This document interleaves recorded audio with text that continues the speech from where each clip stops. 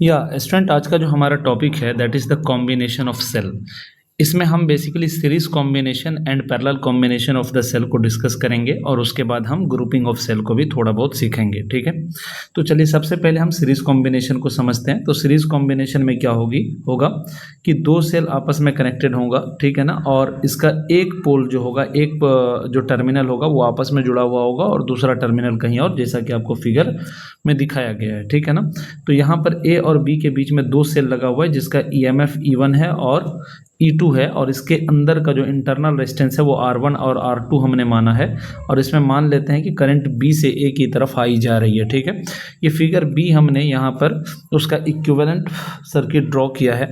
तो चलिए हम देखते हैं कि इसका E इक्विवेलेंट और R इक्विवेलेंट कैसे निकाल सकते हैं। तो इसको अगर हम फिगर A मान लेते हैं, अगर हम इसको फिगर A कंसीडर करें और इसको हम फिगर B कंसीडर करें, तो फ्रॉम फिगर ए अगर हम देखते हैं तो हम ए से चल करके, यानी इस पॉइंट से चल करके हम बी तक जाते हैं। अगर हम अपना ये पाथ सेलेक्ट कर लेते हैं तो हम किरचॉफ्स का लॉ किस तरह से लगा सकते हैं कि ए का पोटेंशियल VA, फिर इस सेल से जब हम चलेंगे, यहाँ से चल करके जब इधर की तरफ जाएंगे तो इस सेल से यानी E1 से हमारा नेगेटिव से एग्जिट होगा, यानी हम पॉजिटिव से नेगेटिव की तरफ जा रहे होंगे, तो हम लिखेंगे -E1। फिर यहाँ पर सेल रेसिस्टर पर पहुँचेंगे तो करंट अपोजिट डायरेक्शन में आ रही है, तो हम लिखेंगे +I × R1। फिर सेकेंड सेल पर पहुँचेंगे तो उसको हम लिखेंगे -E2 और फिर +I × R2। This will be equal to हो जाएगा B का पोटेंशियल, और फाइनली हम कह सकते हैं कि VA - VB ये हमारा हो जाएगा E1 + E2 -I × R1 + R2 लिखा जा सकता है। ठीक है, तो ये हमारा एक तरह से इक्वेशन 1 हो जाएगा। और अगर आप फ्रॉम फिगर B देखोगे तो फिगर B से हम यही काम ये कर सकते हैं कि A से चलेंगे, यानी इस फिगर में अगर हम A से चल के B की तरफ जाते हैं तो VA - E equivalent +I × R equivalent is equal to हमारा VB हो जाएगा, और हम कह सकते हैं कि VA - VB बराबर हो जाएगा E equivalent -I × R equivalent. ये हमारा इक्वेशन 2 हो जाएगा। तो अगर इन दोनों इक्वेशन को हम कंपेयर करते हैं तो कंपेयर करने पर हमें पता चलेगा, आप ध्यान से देखो अगर, तो यहाँ पर VA - VB है LHS में, तो इक्वेशन 2 में भी VA - VB है। यहाँ पर आपको E1 + E2 दिख रहा होगा, बीच में माइनस, तो माइनस से पहले अगर आप देखोगे तो यहाँ E1 + E2 है और यहाँ पर E इक्विवेलेंट है। तो अगर आप कंपेयर करते हो 1 and 2 को, तो वी कैन से कि E इक्विवेलेंट हमारा हो जाएगा E1 + E2 के बराबर, और इसी तरीके से हमारा R इक्विवेलेंट हो जाएगा R1 + R2 के इक्वल। इसमें ज़्यादा और कुछ दिमाग लगाने वाली बात नहीं है, ये सिंपल सा कॉन्सेप्ट आप याद रख सकते हो। लेकिन इसमें कई बार क्या करता है ना कि पोलैरिटी आपको चेंज करके दे देगा। यहाँ पर अगर आप देखोगे तो मैंने जो फिगर में लिया है, तो मैंने फिगर में ये लिया है कि दोनों सेल का, यानी E1 का भी और E2 का भी, दोनों का अगर आप देखोगे तो पॉजिटिव टर्मिनल लेफ्ट में है और नेगेटिव टर्मिनल राइट में दिख रहा होगा दोनों में। तो यानी इसका मतलब है कि दोनों की पोलैरिटी सेम है। ठीक, तो ऐसे सिचुएशन में यहाँ पर E1 + E2 आता है आंसर। लेकिन अगर सपोज कर लीजिए कि इसी में कुछ इस तरीके से कंबाइंड होगा कि ये एक सेल है, ये इसके अंदर का रेसिस्टेंस है, फिर ये दूसरी सेल है, ये इसके अंदर का रेसिस्टेंस, और इसी तरीके से और भी सेल हो सकती है ऐसा कुछ। ये मान लीजिए आपका E1 है, ये E2 है, ये आपका E3 है, इसके अंदर का resistance R1, R2 and R3 है। तो यहाँ पर अगर आपको E इक्विवेलेंट देखना है तो आप ध्यान दीजिए अगर, तो आपको E1 और E3 की पोलैरिटी एक जैसी दिख रही होगी। क्यों? क्योंकि दोनों का पॉजिटिव, E1 का भी और E3 का भी, दोनों का पॉजिटिव लेफ्ट में है और नेगेटिव राइट की तरफ है, जबकि वहीं पर E2 की पोलैरिटी अपोजिट है, क्योंकि E2 का जो पॉजिटिव है वो राइट की तरफ है। तो यहाँ पर E इक्विवेलेंट के लिए जिसकी पोलैरिटी सेम है उसको प्लस कर देंगे, यानी E1 + E2, और जिसकी पोलैरिटी अपोजिट है उसको माइनस कर देंगे। ठीक है ना, कायदे से ये होता है कि जो बड़ा है ना उसको, यानी मान लीजिए कि अगर E1 + E2 छोटा पड़ रहा है अकेले E2 से, तो आप इन दोनों को माइनस कर दो, इससे तो ज़्यादा बेहतर होगा। लेकिन खैर जो ज़्यादा नंबर है हम मान के चल लेते हैं कि E1 प्लस E2 यहाँ E1 plus E3 sorry E1 plus E3 यहाँ E2 से बड़ा है, तो E1 plus E3 minus E2 करना होगा, ठीक। लेकिन R इक्विवेलेंट में आपको ऐसा कुछ नहीं करना है, R इक्विवेलेंट में R1 plus R2 plus R3 कर देना है, सिंपल सी बात, ठीक। इसमें कोई पोलैरिटी का खेल खाल नहीं होता है रेसिस्टेंस में, ठीक। तो ये बात हो गई हमारी सीरीज कॉम्बिनेशन की। नेक्स्ट हमारा जो आ जाता है topic that is parallel combination. तो अगर हम बात करते हैं पैरेलल कॉम्बिनेशन की, नेक्स्ट हमारा आ जाता है पैरेलल कॉम्बिनेशन। अगर हम पैरेलल कॉम्बिनेशन की बात करते हैं तो हमारे पास ये मान लीजिए कि एक सेल है, ये इसके अंदर का रेसिस्टेंस है, एंड ये एक दूसरी सेल है, ये इसके अंदर का रेसिस्टेंस है, और ये कुछ यूँ है। इसका ईएमएफ मान लीजिए E1 है, इसका E2 है, इसका R1 है और इसका R2 है। लेट्स से कि यहाँ से टोटल करंट I फ्लो कर रहा है और इस रास्ते पर करंट I1 चल के जाता है और इस रास्ते पर करंट I2 चल के जाता है। इस पॉइंट का नाम अपन A और इसका नाम B रख देते हैं, ठीक है। और इसका अगर एक इक्विवेलेंट सर्किट ड्रॉ करते हैं तो हमारा इक्विवेलेंट सर्किट कुछ ऐसा आ जाता है। ये वही A है और ये हमारा B है। इसको हम E इक्विवेलेंट बोल देते हैं और इसको R इक्विवेलेंट बोल देते हैं, और इसमें टोटल करंट हमारा I फ्लो कर रहा होगा। तो अब इसको हम कैसे करेंगे, तो इसके लिए हम क्या करने वाले हैं, तो देखिए इसके लिए हम करने वाले ये हैं कि हम एक बार हम पाथ क्या करते हैं, ये ऊपर से सेलेक्ट करेंगे, यानी यहाँ से चल के यहाँ से चल के यहाँ से और यूँ B पर पहुँचेंगे, ठीक है। यानी हम A से चल करके अगर B की तरफ जाते हैं तो हम लिखेंगे इक्वेशन क्या, VA, फिर सेल में पॉजिटिव से नेगेटिव हम जा रहे होंगे तो लिखेंगे माइनस E1, फिर यहाँ पर रेसिस्टर में करंट अपोजिट डायरेक्शन से आ रहा है तो हम लिखेंगे प्लस I1 इंटू R1, और हम पहुँच गए कहाँ पर, B पर, तो लिखेंगे VB। इसी को अगर हम चाहें तो यूँ भी लिख सकते हैं VA minus VB is equal to हमारा हो जाएगा E1, और ये हो जाएगा माइनस I1 R1। अच्छा, VA माइनस VB को अगर हम V का नाम दे दें तो दिस विल भी हो जाएगा हमारा E1 माइनस I1 R1।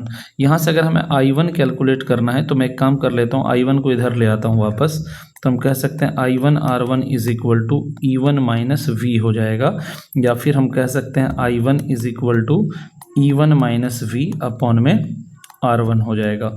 ये हमारा एक इक्वेशन आ गया। सिमिलरली इसी तरीके से अगर हम इस नीचे वाले रास्ते से ऐसे चल करके जाते तो हम क्या लिखते, सिमिलरली हम कहते कि हमारा I2 जो आता वो आता क्या, E2 माइनस V अपॉन में R2 हो जाता, कुछ इस तरीके से। ये हमारा इक्वेशन 2 हो गया। और अगर इस वाले में फिगर B में अगर हम लगाएं सेम यही इक्वेशन, तो हम कहेंगे हमारा टोटल करंट I जो हो जाएगा वो हो जाएगा E equivalent minus V upon में R equivalent. This is our equation 3। तो हम कह सकते हैं यहाँ पर अगर किरचॉफ्स का जंक्शन रूल लगाते हैं तो हम कह सकते हैं कि सर हमारा जो ये टोटल करंट होगा, ये जो हमारा टोटल करंट हो जाएगा that is I, this I is equal to हो जाएगा कितना, I1 प्लस I2 के बराबर। यानी कि I का मतलब क्या हो गया, I का मतलब हो गया E equivalent minus V upon में R इक्विवेलेंट बराबर हो जाएगा E1 माइनस V अपॉन में R1 plus E2 minus V upon में R2।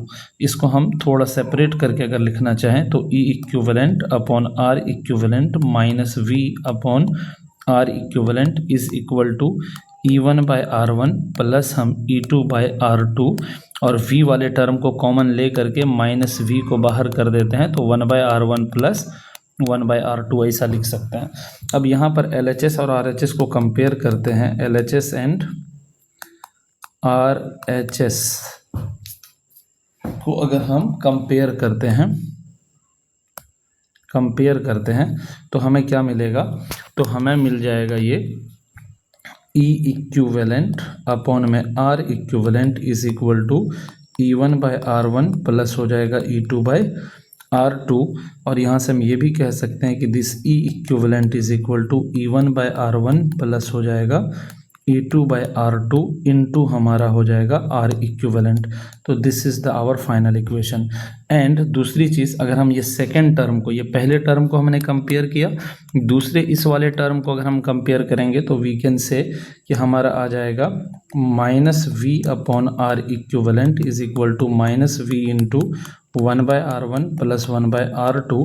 ये माइनस से माइनस ख़त्म, V से V ख़त्म, तो हम कह सकते हैं 1/R equivalent is equal to 1/R1 plus हमारा 1/R2।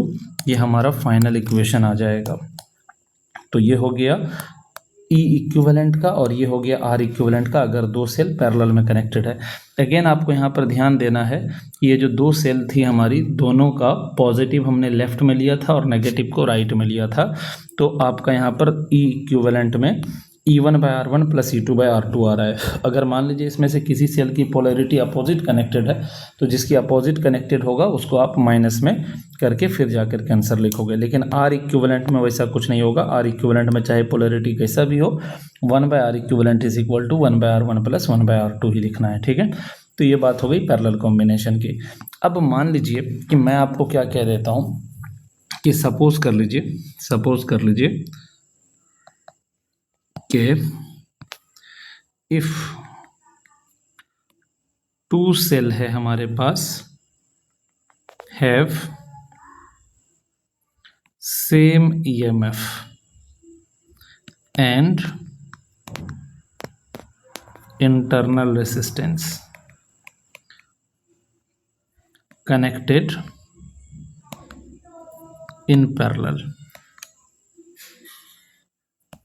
देखिए, अगर दो सेल है आपके पास, ये मान लीजिए कुछ यूं, ये दो सेल है आपके पास और ये दोनों का EMF सेम है, that is E and E है और internal resistance R and R है। अब इसका अगर आप E इक्विवेलेंट निकालते हो तो इसका E इक्विवेलेंट देखिए क्या आएगा। तो हमें पता है कि सर E इक्विवेलेंट होता है कितना, E1/R1 प्लस होता है E2/R2 इंटू कितना, R इक्विवेलेंट। और हमें पता ये भी है 1/R इक्विवेलेंट बराबर होता है 1/R1 प्लस 1/R2। तो अगर हम इसका R इक्विवेलेंट निकाल लें पहले, या पहले E इक्विवेलेंट अगर निकालते हैं तो E equivalent is equal to E1 की जगह E डालेंगे, E/R प्लस हमारा क्या हो जाएगा, अगेन E/R और इनटू हमारा R इक्विवेलेंट आ जाएगा। ठीक, तो इसको हम सिंपल कह सकते हैं 2E/R के बराबर हो जाएगा, 2E/R इंटू R इक्विवेलेंट के इक्वल होगा। और अगर हम R इक्विवेलेंट देखें कितना आएगा तो हम यहाँ पर कह सकते हैं 1/R equivalent is equal to 1/R plus 1/R, और हम कह सकते हैं 1/R equivalent is equal to ये हो जाएगा 2/R, और यहाँ से कह सकते हैं R equivalent is equal to R/2। तो बेसिकली हमारा ये कितना हो जाएगा, 2E/R इंटू R/2। R से R कटा, 2 से 2 कटा, तो हम कह सकते हैं कि ये जो हमारा सर E इक्विवेलेंट आएगा, E इक्विवेलेंट जो हमारा आएगा वो E के इक्वल होगा, E के इक्वल होगा। कहने का मतलब अगर दो सेल, दोनों का EMF सेम हो और इंटरनल रेसिस्टेंस भी सेम हो और दोनों को हम पैरेलल में कनेक्ट करते हैं तो उसका E इक्विवेलेंट किसी एक सेल के EMF के बराबर होता है। ठीक है, अब यहाँ से अगर हम लोग थोड़ा सा बात को आगे बढ़ाएं तो हमारा एक टॉपिक बनता है ग्रुपिंग ऑफ सेल, जिसको हम अगले लेक्चर में कंप्लीट करेंगे। ठीक है, थैंक यू सो मच।